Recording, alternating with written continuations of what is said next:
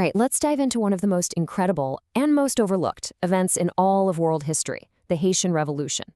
It's the only truly successful large-scale slave revolt we've ever seen. And it didn't just change a nation, it reshaped the entire Western Hemisphere. And yet, for some reason, it's often just a footnote in our history books. And the central question here, it's almost unbelievable.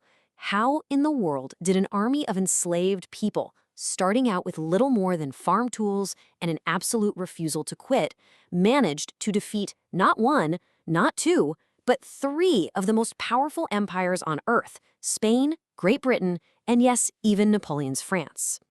And maybe the even bigger question is, why don't we talk about this all the time?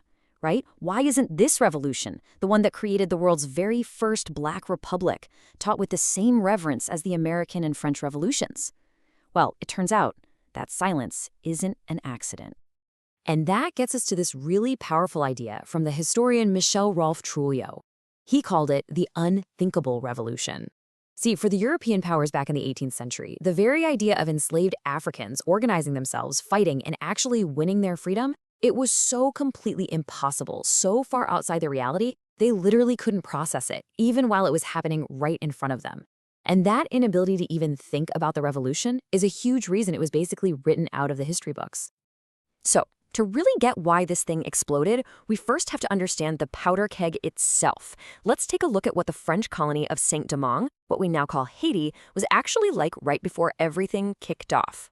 So get this, by the late 1700s, Saint-Domingue wasn't just a valuable colony, it was the single most profitable colony in the entire world. Just think about that number for a second. This one tiny island produced 40% of all the sugar and coffee that Europe consumed. It was, no exaggeration, the economic engine of the French Empire. But here's where it gets really crazy. Look at these population numbers. You've got nearly 500,000 enslaved people at the bottom, and ruling over them, only about 60,000 free people in total, both white colonists and free people of color. That's a ratio of almost 10 to 1. The whole island was just simmering with tension and fear. And this society was just a mess of contradictions. You had the Grand Blanc, the rich white elite, then the Petit Blanc, the core whites who clung to their racial superiority. Then you had the gens de couleur, free people of color, some of whom were incredibly wealthy and even owned slaves themselves, but were still denied basic rights.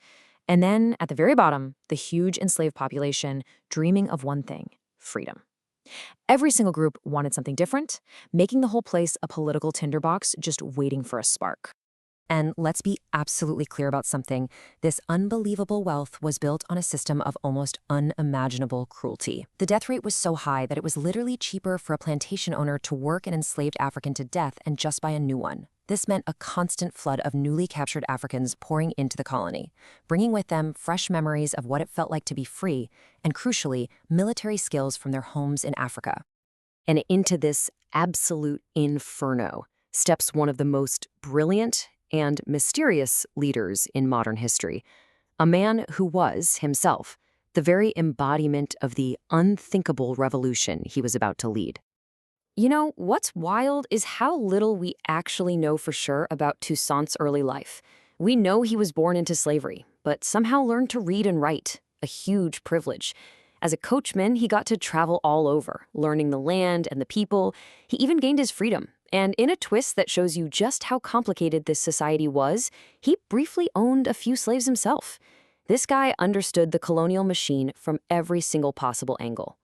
So when the revolt finally explodes in 1791, Louverture, who's almost 50 years old at this point, doesn't just charge in. No, he's patient. He's strategic. First, he makes sure his old master's family gets to safety. Then he joins the rebels, but not as a warrior, as a doctor. It's only after all that he starts to build his own army from scratch, blending hit-and-run guerrilla tactics with the discipline of a European army. And then, in 1793, he basically announces himself to the world. He takes on the name Louverture, which means the opening, and he puts out this proclamation. It's pure genius. He's taking the ideals of the French Revolution, liberty and equality, and declaring that they belong to everyone, especially the enslaved people of his homeland. Now, this wasn't just some local uprising. Oh no. It got tangled up in the massive wars between the great European empires, and Haiti quickly became an international battlefield. This timeline really shows you this incredible feedback loop that was happening across the Atlantic. First, the French Revolution kicks off in '89, spreading these radical ideas of liberty. Those ideas help spark the Haitian Revolt in '91. Then, and this is key, the success of that revolt actually forces the French government to abolish slavery everywhere in '94. It's a huge step they never would have taken otherwise. And finally, Napoleon comes to power and decides he's going to turn back the clock, setting the stage for the final epic showdown. And through all of this, Louverture proved he was a master politician. The guy was a total pragmatist. His one goal was freedom, and he would ally with anyone to get it. At first, he actually fought for the Spanish because they gave him weapons and recognized his army. But the second the French Republic abolished slavery for good, he did a complete 180, ditched the Spanish and joined the French. Why? Because they now offered the one thing that truly mattered. Okay, so this all leads us to the revolution's absolutely incredible climax and its consequences, which would literally change the map of the world. You can just imagine. Napoleon Bonaparte was furious. He sees Louverture basically running the most valuable colony in the world, and he will not have it. So he sends the largest invasion force France had ever put on the sea to crush the revolution and bring back slavery. It was supposed to be easy. Instead, it became one of his greatest and most humiliating defeats. And here is the direct result, the part of the story that directly reshaped the United States. With his American dream in ashes and desperate for money to fight his wars in Europe, Napoleon makes a snap decision. He sells the entire Louisiana territory to the U.S. for $15 million. That's right, the Haitian Revolution is directly responsible for doubling the size of America. So how did they do it? How did this army of former slaves beat Napoleon's battle-hardened veterans? Well, this chart tells a huge part of the story. The Haitian army fought like lions, no question. But their greatest ally was disease. Yellow fever, something the local forces had resistance to but the Europeans did not, absolutely tore through the French army. It was a biological weapon that Louverture and his generals used to their full advantage. Louverture himself was eventually captured through treachery. He was shipped off to a freezing French prison in the mountains, where he would later die. But as they were taking him away, he said these words. He knew. He knew that what he had started was so much bigger than just one man. And he was right. His generals, led by the fierce Jean-Jacques Dessalines, kept fighting. And on January 1st, 1804, they declared the independent nation of Haiti. You know, the story of the Haitian Revolution really forces us to ask a tough question.